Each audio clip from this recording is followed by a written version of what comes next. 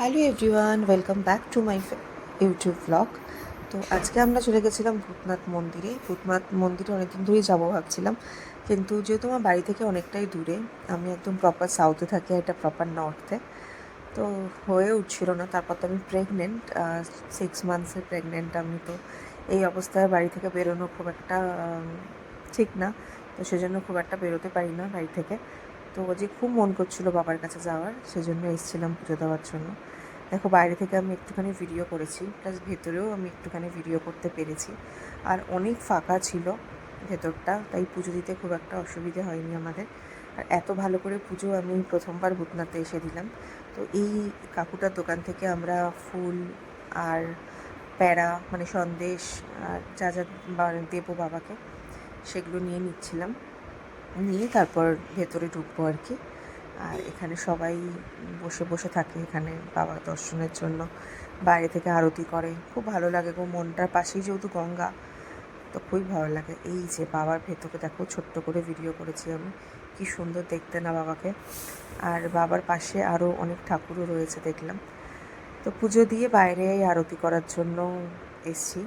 আর এখানেই বাচ্চা মেয়েটা আমাকে ওই কী বলে ওটাকে, তিলক পরাবে বলে দাঁড়িয়ে আছে। আমি বললাম দাঁড়া, পুজোটা হয়ে যাক, তারপর তুই আমাকে পড়াস। তো এখানে প্রথম বর করছে আরতি, তারপর আমি করব। মনটা একটা অদ্ভুতি লেভেলের একটা শান্তি অনুভব হয় এখানে আসলে। তারপর আমরা আরতি করে, এই বাচ্চাটা মেয়েটা দেখো আমাকে তিলক পরাচ্ছে, অনেকক্ষণ ধরে দাঁড় করিয়ে রেখেছিলাম ওকে।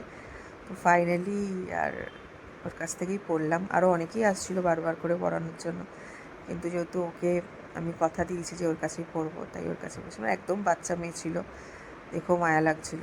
তো বরকে বললাম যে টাকা দিয়ে দে। তারপর আমার বরকে আবার ডেকে বলছে যে তুমিও পড়ো দাদা, তুমিও পড়ো। তো ও পড়লে আরও 10 টাকা পাবে এক্সট্রা, অন্য 20 টাকা হয়ে গেল। তো বর বললো দাঁড়া পড়ছি। এই যে প্রথম 10 টাকা আমার দিয়েছে, এই যে বলছে যে তুমিও পড়ো। তো বড় এক কথায় রাজি হয়ে গেছে। এই ছোট্ট মেয়ে তো বলছে, ওর ওপর একটা আলাদাই মায়া। আর এটা আমি কোনোদিনই পড়িনি, এতবার এসেছি, তো এবার মনটা চাইলো পড়ার জন্য। আর এই বাচ্চা মেয়েটাকে দেখে আরও মনটা গলে গেল আর কি। এইটুখানি বাচ্চা মেয়ে বারবার করে এসে এসে বলছে। খুবই ভালো লাগছিল। আর এখানে এরকম অনেক ছোটো ছোটো বাচ্চা থাকে যারা এখানে এইগুলো পড়ায়। তারপর আমাদের ভাবলাম যে একটুখানি গঙ্গার জল নেব। তো পাশে গঙ্গাটা এত ভালো লাগছিল না, ঠান্ডা ঠান্ডা হাওয়া দিচ্ছিল। আমি বরকে বললাম যে তুমি যাও, একটা আমার জন্য, আর মানে একটা আমাদের ঘরের জন্য, আর একটা মায়ের বাড়িতে পাঠাবো।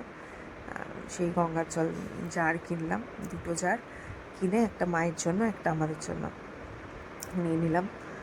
আর এক বোতল, মানে এরকম একটা জার গঙ্গার জল মানে তোমার অনেক দিন চলে যায়, প্রায় 7-8 মাস তো চলেই যাবে।